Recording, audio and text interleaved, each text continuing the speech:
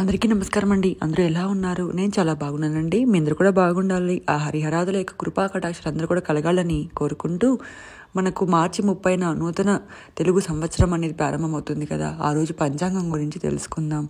మనకు శ్రీ విశ్వవసునామం చైత్రమాసం శుక్లపక్షం అదే పాడ్యమి తిథి అనేది ప్రారంభమవుతుందండి. ఆల్రెడీ మార్చి 29 సాయంత్రం 5:02 నుంచి ప్రారంభమయ్యి మనకు మార్చి 30 మధ్యాహ్నం 2:44 వరకు అయితే ఉంటుందండి.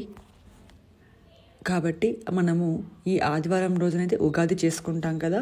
అయితే నూతన వస్త్రధారణకు ఉగాది పచ్చడి తీసుకోవడానికి దాంతోపాటుగా జంజం అనేది మార్చాలి. బ్రాహ్మణులు, క్షత్రియులు, వైశ్యులు ఇలా ఒక 5 జాతుల వారు వాళ్ళ యొక్క జంజాన్ని అయితే మారుస్తారు. ఆ జంజం మార్చడానికి టైమింగ్స్ అవన్నీ కూడా తెలుసుకుందామండి. ఇవాళ సాయంత్రం 6:43 వరకు కూడా రేవతి నక్షత్రం అయితే ఉంటుంది. మనం ఈ జందం మార్చడానికి కానీ, అలాగే ఉగాది పచ్చడి తీసుకోవడానికి కానీ, కొత్త బట్టలు వేసుకోవడానికి కానీ, పెద్దలకు బట్టలు పెట్టడానికి కానీ వీటన్నిటికి కూడా 5 గంటల నుంచి 7 గంటలు పెట్టవచ్చు. తిరిగి మనకు వర్జ్యం అనేది ఉంటుంది 7:30 నుంచి 9 గంటల వరకు. ఆ తర్వాత వర్జ్యం అయిపోయిన తర్వాత మళ్ళీ మనము ఈ యొక్క 9 గంటల నుంచి 11 లోపు ఈ మిగిలిన కార్యక్రమాలన్నీ కూడా చేసుకోవచ్చు. రాహుకాలం సాయంత్రం 4:30 నుంచి 6 గంటల వరకు, యమగండం మధ్యాహ్నం 12 నుంచి 1:30 వరకు, అలాగే వజ్రం వచ్చేసి మనకు ఈ వజ్రము 7:30 నుంచి 9 గంటల వరకు అయితే ఉంటుంది. తిరిగి మనకి ఇంకొక వజ్రం అయితే ఉంటుందండి 11:32 నుంచి రాత్రి 1:01 వరకు అయితే ఈ యొక్క వజ్రం అనేది ఉంటుంది.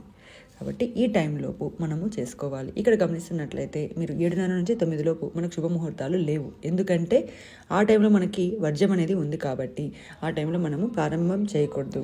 శుభకార్యాలకు మంచిదేనా అంటే మంచిదే అండి. పాడ్యం పట్టింపు లేదు అంటారు కదా. కాబట్టి కొన్ని పనులకి పెళ్లి చూపులకు కానీ, లేకపోతే నూతన వస్త్రాలకు కానీ, పిల్లలని స్కూల్లో రిజిస్ట్రేషన్స్ కానీ, జాయిన్ చేయించడానికి కానీ, లేదా ఏవైనా న్యూ అకౌంట్స్ ఓపెన్ చేయడానికి కానీ, అలాగే సొంతవి ఏవైనా ఓపెన్ చేయడానికి కానీ ఈరోజు మనం చేసుకోవచ్చు. ఉదయం 9 గంటల నుంచి 11 లోపు. ఇదండి వాళ్ళ వీడియో.